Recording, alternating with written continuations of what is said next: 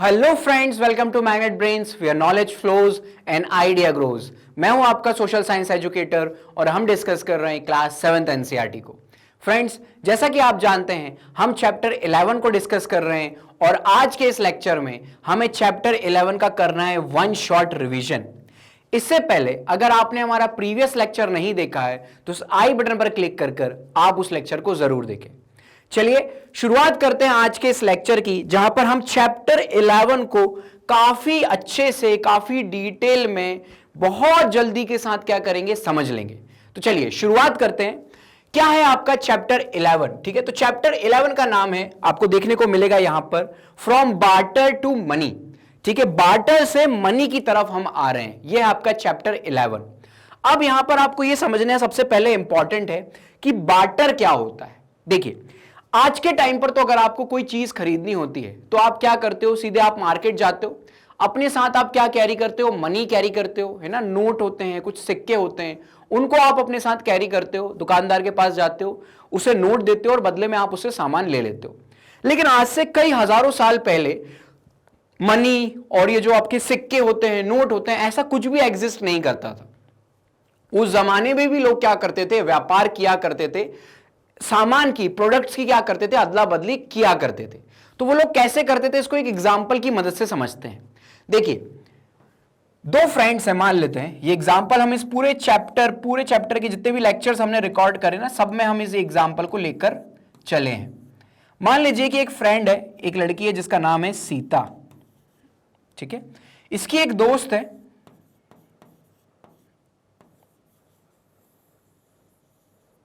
ठीक है, इसकी एक दोस्त है जिसका नाम है बबीता। सीता और बबीता ये दोनों बहुत अच्छी फ्रेंड्स हैं। सीता के पास क्या है, पेंसिल है, और इसको क्या चाहिए, इसकी वांट है, नीड है इसकी कि मुझे आप क्या चाहिए, मुझे इरेजर चाहिए। ठीक है, इसको पेंसिल है इसके पास, लेकिन इसको पेंसिल की जरूरत नहीं है, इसे जरूरत किसकी है, इरेजर की है। वहीं जो बबीता है, बबीता के पास क्या है, इरेजर है, और इसकी वांट क्या है, जरूरत क्या है इसकी, इसे चाहिए पेंसिल। ठीक है, तो सीता बबीता के पास जाएगी, बबीता को जाकर बोलेगी कि यार बबीता, अपन लोग बहुत अच्छे दोस्त हैं, एक काम कर, मेरे पास पेंसिल है, मुझे पता चला है कि तुझे पेंसिल की जरूरत है, तू मेरी पेंसिल तू ले ले। ठीक है, और बदले में मुझे तेरे पास जो इरेजर है ये चाहिए। ठीक है, तो ये दोनों क्या करेंगे, आपस में इन प्रोडक्ट्स को क्या कर लेंगे, एक्सचेंज कर लेंगे। इसे क्या कहा जाता है, इस प्रकार का जो ट्रांजैक्शन होता है, जहां पर पैसों का इस्तेमाल नहीं किया जाता है और सीधे प्रोडक्ट्स को एक्सचेंज कर लिया जाता है, इस प्रकार के सिस्टम को हम कहते हैं barter system. Exchange of goods services for goods and services without money. ठीक है, एक्सचेंज ऑफ गुड्स और सर्विस हो गया, पैसों की यहां पर कोई किसी प्रकार की जरूरत नहीं पड़ी। ठीक है, तो पुराने जमाने में ज्यादातर जो चीजें बेची जाती थी, जैसे उसमें आपको देखने को मिलेगा कावरी शेल्फ्स हुआ करता था, सॉल्ट के बदले लोग सामान खरीदते थे, टी चाय के बदले, टोबैको के बदले, कपड़ों के बदले, और जो आपकी कैटल्स होती हैं, काऊ, गोट, शीप्स, हॉर्स, सीड्स, इन सबको बेचकर लोग क्या किया करते थे, सामान वगैरह खरीदते थे। ठीक है, चलिए आगे बढ़ते हैं। अगला डिस्कस करते हैं कि जो बार्टर सिस्टम है, यहां पर पैसों का इस्तेमाल नहीं किया जा रहा है, इतना अच्छा सिस्टम है ये, बट स्टिल आज के जमाने में हमें ये बार्टर सिस्टम देखने को नहीं मिलता है।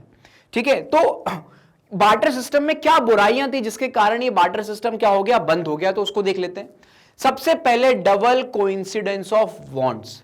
इसके अंदर क्या होता था, डबल कोइंसिडेंस ऑफ बॉन्ड होना बहुत जरूरी है। मतलब कि अभी हमने एग्जांपल डिस्कस किया ना गीता, आपकी सीता और बबीता का, कि सीता को क्या है, सीता के पास था, देख लेते हैं, फिर से देख लेते हैं एग्जांपल। यह है आपकी सीता। ठीक है, इसके बाल जो हैं वो काफी यूनिक हैं। इसकी फ्रेंड है बबीता, इसके बाल भी काफी यूनिक है। इसके पास क्या थी, पेंसिल थी, और इसकी वांट क्या थी, अभी हमने देखा इरेजर थी। और वहीं इसकी तरफ अगर हम देखें तो यहां पर इसके पास इरेजर थी, और इसकी वांट क्या थी, इसे चाहिए थी पेंसिल। ठीक है, तो इन दोनों के बीच में क्या हुआ था, बहुत इजीली क्या हो गया था, ट्रांजैक्शन हो गया था। बट अब अगर मान लो कि आपकी ये जो सीता है और ये क्या है, बबीता, बबीता को क्या चाहिए थी? पेंसिल चाहिए थी। अब आप मान लीजिए कि बबीता को पेंसिल नहीं चाहिए, बबीता को क्या चाहिए? बबीता को बुक चाहिए। तो बताओ क्या इन दोनों के बीच में ट्रांजैक्शन हो पाएगा? क्या ये इसको पेंसिल देकर इससे इरेजर ले पाएगी? नहीं ले पाएगी। बबीता मना कर देगी कि भाई मुझे तो क्या चाहिए, मुझे बुक चाहिए, बुक तेरे पास है नहीं, अगर बुक है तो मेरे पास आ वरना मत आ। तो यहां पर क्या होना चाहिए? डबल कोइंसिडेंस ऑफ वांट्स होना चाहिए।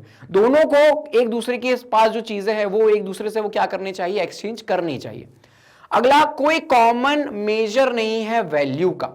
मतलब कि क्या हुआ, देख लेते हैं इसका एग्जांपल भी, इसका भी एग्जांपल देख लेते हैं कि इसका क्या मतलब होता है।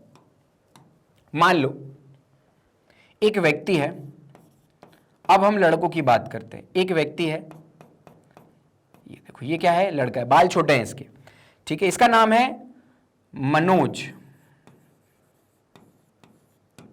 ठीक है, मनोज एक लड़का है और दूसरा इसका एक फ्रेंड है, ठीक है। अब इसके फ्रेंड के बाल हम कैसे बनाएं? तो मान लेते हैं ये है इसके बाल, ठीक है, इसका नाम क्या है? सुरेश है। ये दोनों फ्रेंड है भाई, सुरेश और मनोज, ठीक है। मनोज के पास क्या है? काऊ है। मनोज के पास क्या है? काऊ है।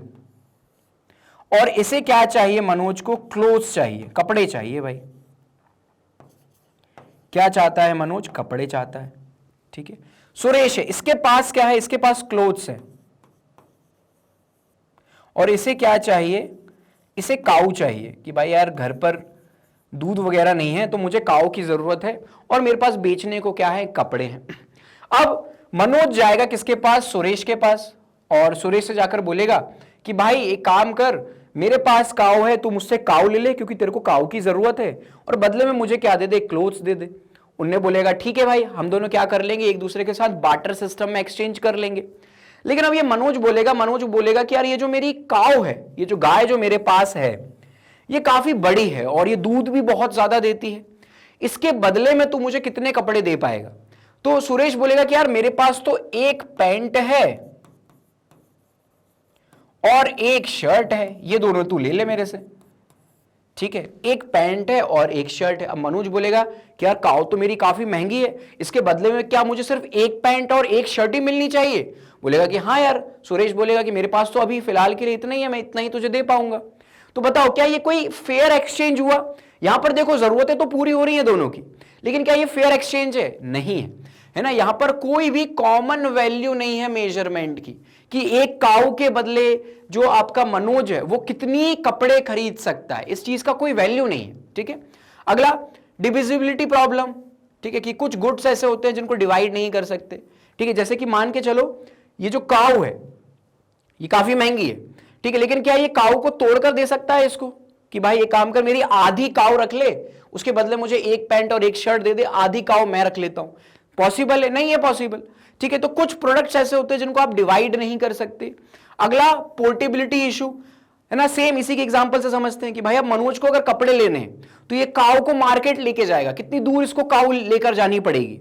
प्रॉब्लम जाएगी ना काऊ को एक जगह से दूसरी जगह लेके जाने में, ठीक है। तो पोर्टेबिलिटी इशू है।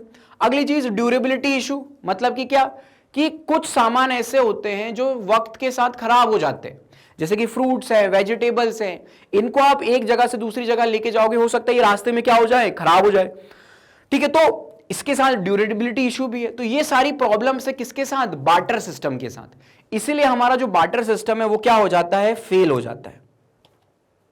आगे बढ़ते हैं। अब बार्टर सिस्टम की इन परेशानियों को दूर करने के लिए हमें क्या बनाना पड़ेगा? एक ऐसा मीडियम चाहिए जो कैसा हो? इजी हो, फास्ट हो और फेयर हो, ठीक है। इसी के साथ किस चीज की शुरुआत होती है? इसी के साथ शुरुआत होती है आपके मनी की, ठीक है, मनी की शुरुआत होती है।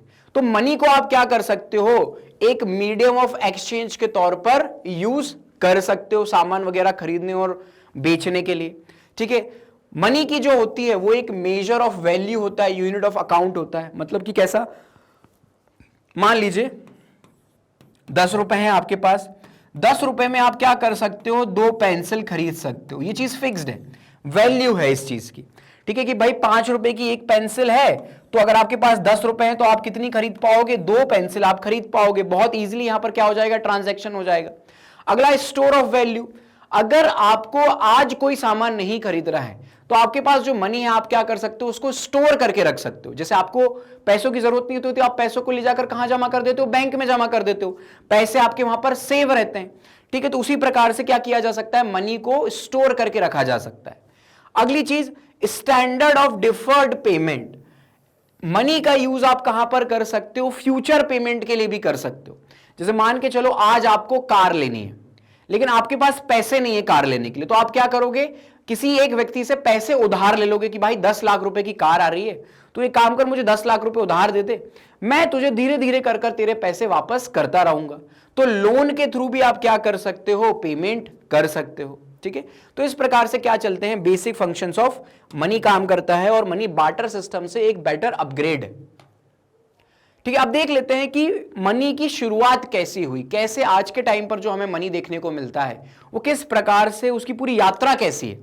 तो देखो, सबसे पहले शुरुआत होती है मनी में कॉइन्स की। सबसे पहले जो मनी बना वो क्या बना? एक कॉइन्स बने। ठीक है, कॉइन्स का अर्ली यूज हमें देखने को मिलता है। ठीक है, जब राजा महाराजा हुआ करते थे ना, तो वो लोग क्या करते थे? कॉइन्स को इशू करते थे, कॉइन्स को छापते थे। उस जमाने में जो कॉइन्स बनते थे राजा महाराजाओं के जमाने में, वो गोल्ड के हुआ करते थे, सिल्वर और कॉपर, इस प्रकार के मेटल्स का उसमें यूज किया जाता था। ठीक है, मनी को करशपास और पनास कहा जाता था।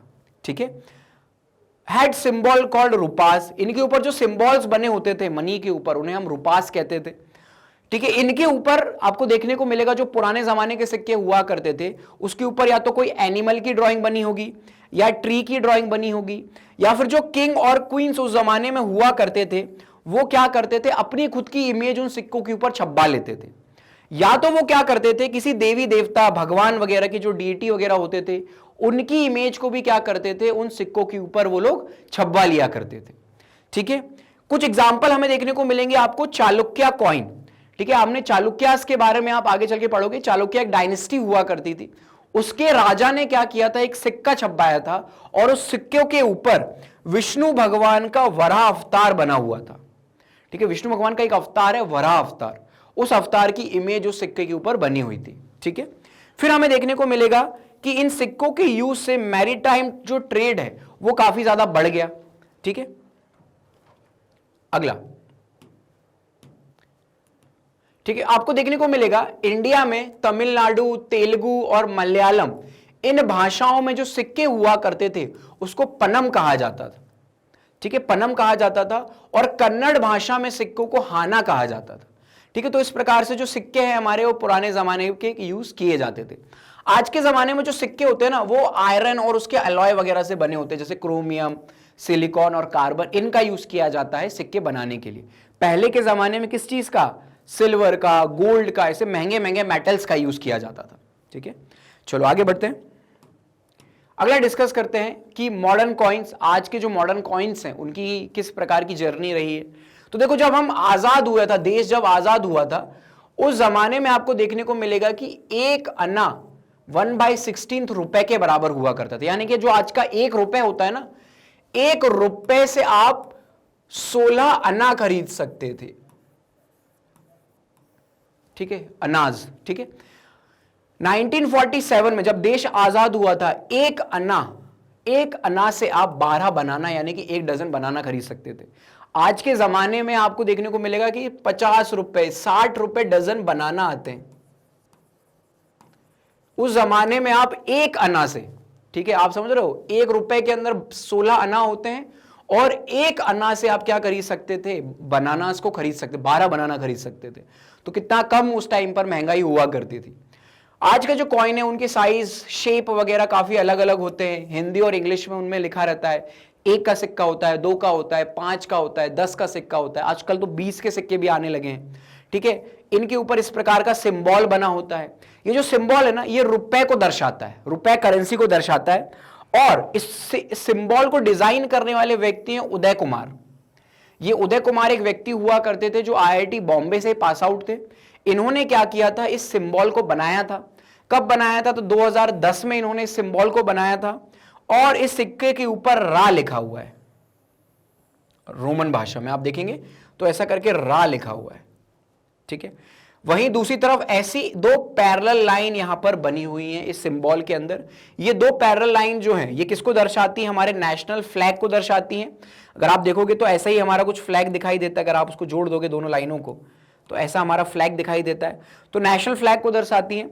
और ये जो सिंबल होता है ये इक्वालिटी का सिंबल भी होता है, आप बोलते हो ना 1 = 1, ठीक है, तो ये इक्वालिटी का साइन भी होता है ये सिंबल, इसीलिए इस सिंबल को लिया गया है, ठीक है। चलो आगे बढ़ते हैं, ठीक है। मनी जो है उसको कैरी करना भी क्या, अब देखो अभी तक हमने सिक्कों के बारे में पढ़ा, अब सिक्कों के साथ ये समस्या ये है कि सिक्कों को कैरी करना बड़ा दिक्कतदायी है। क्यों? क्योंकि भारी होते हैं भाई। सिक्के को अगर आपको लेके चलना है तो क्या हो जाएंगे, आपको बहुत सारे, अगर आपको 10 रुपए लेके चलने हैं तो आपको 10 सिक्के लेकर चलने पड़ेंगे 1-1 रुपए के। और सिक्के कैसे होते हैं? भारी होते हैं। 10 का नोट क्या होता है? हल्का होता है। तो इसी को देखते हुए आगे चल के क्या होता है, एक इन्वेंशन होता है और पेपर मनी, ये जो आपके नोट होते हैं इन पेपर मनी का यूज करना शुरू कर देते हैं। पहली बार पेपर मनी को चाइना में यूज किया गया था और इंडिया के अंदर 18th सेंचुरी में मनी की शुरुआत हुई थी, ठीक है। इंडिया के अंदर मनी की शुरुआत कब हुई थी? अगर आपसे कोई पूछे तो आपको क्या बताना है? 18th century. दूसरा सवाल, अगर कोई आपसे पूछे कि इंडिया के अंदर ये जो करेंसी होता है उसको कौन इशू करता है, मतलब कि नोट कौन छापता है, सिक्के कौन बनाता है, तो उसका नाम होगा reserve bank of India. India के अंदर एक बैंक है जिस बैंक का नाम है रिजर्व बैंक ऑफ इंडिया। ये क्या करता है? सिक्कों को और नोट को छापने का काम करता है, ठीक है। चलिए आगे बढ़ते हैं, अगला चीज समझते हैं। आपने कई बार सुना होगा न्यूज वगैरह में कि नकली नोट पकड़ाए। कई बार क्या होता है, ये जो आपका असली नोट है ना, ऐसा ही इसका ही हूबहू एक नकली का 100 रुपए का नोट बनाकर आपके सामने रख दिया जाता है। आप देखकर तो पहचान नहीं पाओगे एक नजर में कि यार ये असली नोट है या नकली नोट है, ठीक है। अब क्या किया है आरबीआई ने ना, कुछ सिक्योरिटी फीचर्स बनाए हैं जिनको देखकर आप ये पहचान सकते हो कि वो जो नोट है वो असली है या नकली है। कौन कौन से हैं ये सिक्योरिटी फीचर्स, तो उनको देख लेते हैं। सबसे पहले तो आपको नोट के ऊपर यहां पर गांधी जी की फोटो दिखाई देगी।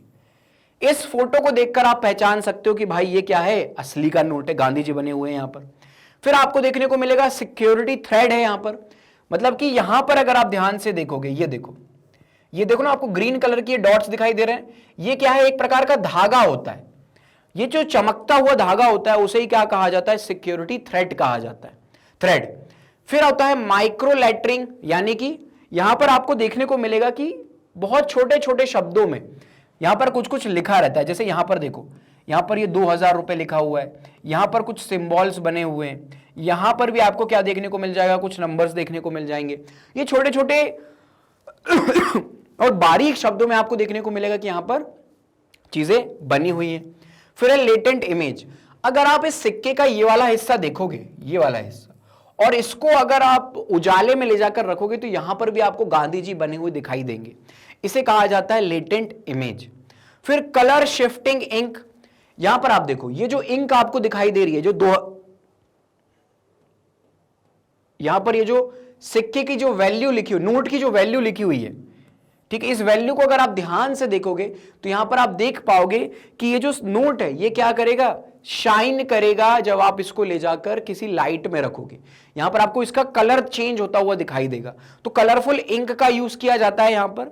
और रेज्ड टैक्टाइल मार्क होते हैं, मतलब कि जब आप इस नोट को हाथ से फील करोगे तो आपको देखने को मिलेगा इसके ऊपर ये जो 2000 लिखा हुआ है ना, ये उभरा हुआ है। मतलब कि जब आप उसको छूओगे तो आपको ऐसा लगेगा कि नोट से कुछ बाहर आ रहा है। ये इसलिए बनाया जाता है ताकि जो अंधे लोग होते हैं, जो देख नहीं सकते, वो लोग नोट को पकड़कर पहचान सके कि भाई ये कितने रुपए का नोट है, 10 का है, 20 का है, 100 का है, कितने रुपए का नोट है। तो ये सारे कुछ सिक्योरिटी फीचर्स है जो आरबीआई ने क्या किया है, पेपर नोट के अंदर डाल रखे हैं ताकि आप असली और नकली में अंदर भेदभाव कर पाओ कि कौन सा असली नोट है, कौन सा नकली नोट है, आप समझ पाओ, ठीक है। नेक्स्ट, आज के टाइम पर आपको देखने को मिलेगा आपके पास नोट नहीं है, आपके पास सिक्के नहीं है, फिर भी आप क्या कर सकते हो? ट्रांजैक्शंस कर सकते हो। कैसे? क्योंकि अब आप क्या कर सकते हो? डिजिटल मनी का यूज कर सकते हो।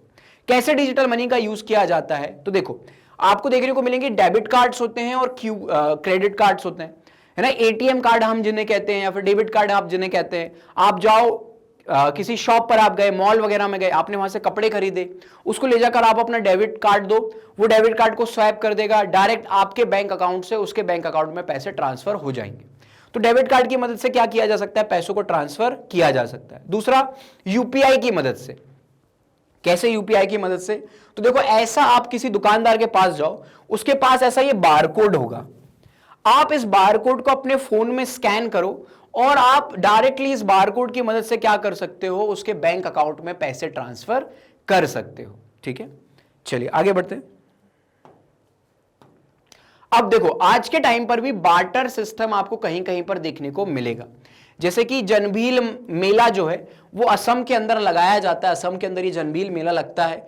यहाँ पर जिन लोगों को अपना सामान वगैरह बेचना होता है वो ऐसे अपने सामान वगैरह लेकर आ जाते हैं और यहाँ पर ये लोग क्या करते हैं, बार्टर सिस्टम करते हैं, सामान के बदले सामान खरीदते हैं और बेचते हैं।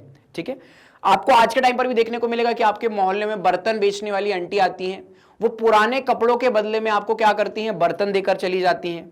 या हो सकता है आप में से कुछ लोगों ने बचपन में जब आप दादा या नानी के घर जाते थे तो जो आइसक्रीम वाला आता है वो क्या करता है, वो जो गेहूं होते हैं उन गेहूं के बदले क्या करता है, आपको आइसक्रीम वगैरह दे देता है। तो ये सब कुछ एग्जाम्पल हैं कि आज के टाइम पर भी बार्टर सिस्टम का यूज किया जाता है। ऑलराइट फ्रेंड्स, तो ये था हमारा आज का लेक्चर, जहां पर हमने क्या किया, वन शॉट रिवीजन किया है चैप्टर 11 का। मुझे उम्मीद है आपको ये लेक्चर पसंद आया होगा। अगर आप हमारे और भी लेक्चर्स देखना चाहते हैं तो आप हमारा यूट्यूब चैनल, एप्लीकेशन और वेबसाइट को विजिट कर सकते हैं। वहां पर आपको ये सभी कोर्सेज देखने को मिल जाएंगे।